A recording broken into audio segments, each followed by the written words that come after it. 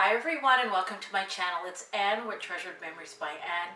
In the last video I did, I talked about the Roland BT12 direct-to-garment printer. I had brought that printer to increase productivity for my birthday kids shirts that I make for my business.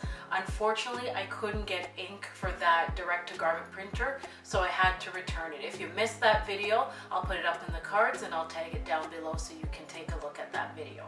The solution I found to increasing productivity and making my kids' birthday shirts was to go with Ecosolvent printing. So let's take a look. So after doing some research online, I learned about Ecosolvent printing and how you can use an Epson printer to convert to an Ecosolvent printer. So I'm going with the Epson Ecotank 2800.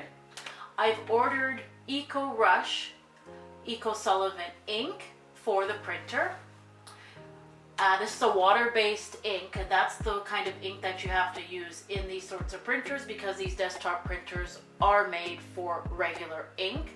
So I have the water-based. Once again, it has to be water-based ink if you're converting your Epson Ecotank into an Ecosolvent printer.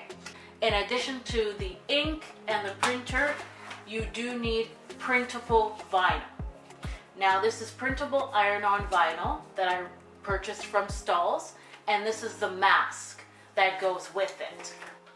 Here's a sample that Stalls sent me of the Express Print printable HTV vinyl, and that's what I'm going to be testing out with my Ecosolvent printer.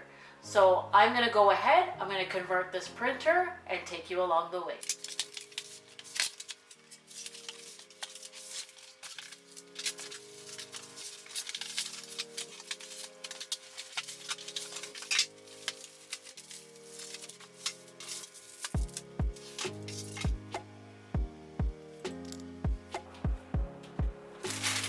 When converting an Ecotank printer into Ecosolvent, these are the inks that came with the printer. You do not want to put these inks into the printer. You'll want to either put this in another bottle to save it, or you just discard the ink. Because instead of putting this ink in, we're going to be putting the Ecosolvent ink.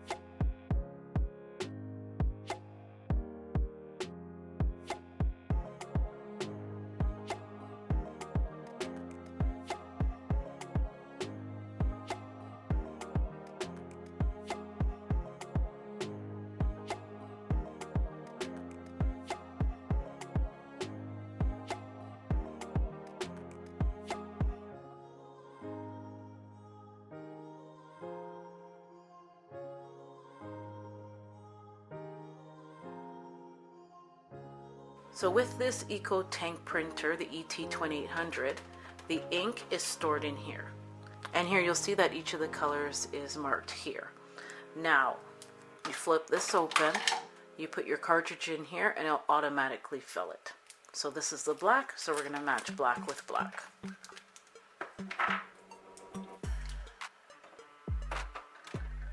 You don't push it or anything, you don't squeeze the bottle, you just leave it and it will fill itself up.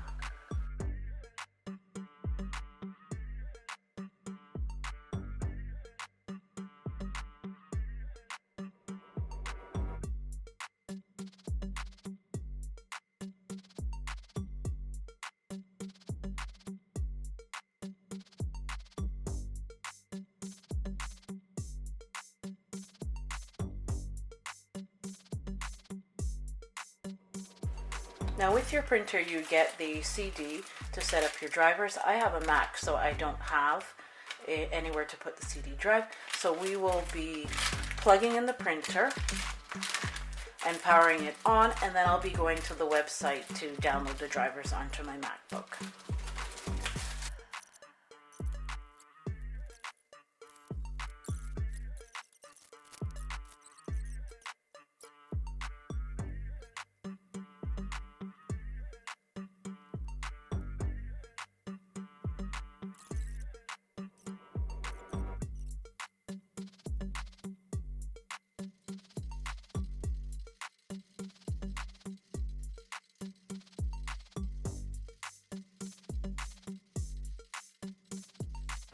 So I printed out my design on the Ecosolvent printer. I cut it out with the Cricut, and it took about maybe 40 minutes to cut this out. I'm not sure what happened there and why it took so long, but let's weed this out and see how well a Cricut cut it out.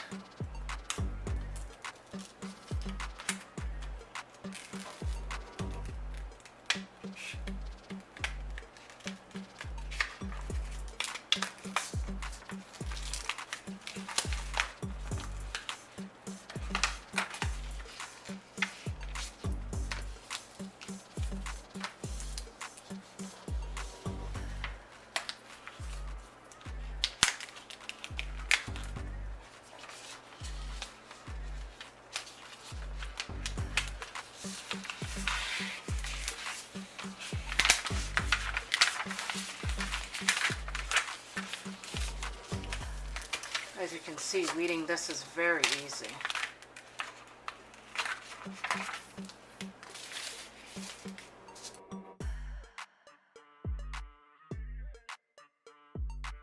So it did a great job cutting it out. The only thing is I lost the T in the first one, so I'll pull that out and put it back there. The next thing is to add a mask on top of this, because we will be pulling off this design onto the mask, and that will allow us to heat press this onto our baby onesie. So with the transfer, you do need to buy masking. This is the masking that I purchased separately, so we will cut this to size, and we will be using this masking to lift off this design off of the transfer, so we're able to heat press that.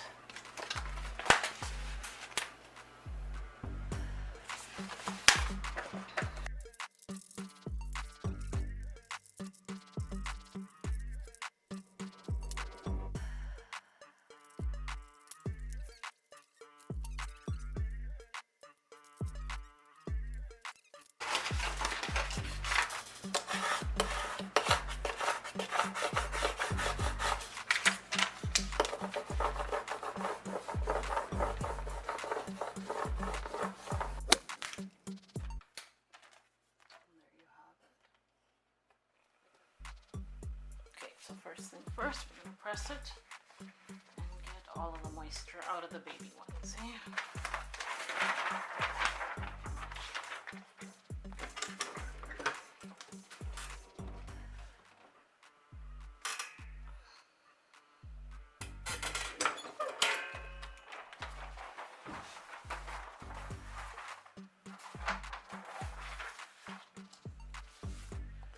And for the Ecosolvent transfer, we're going to be pressing this at 330 degrees for 15 seconds.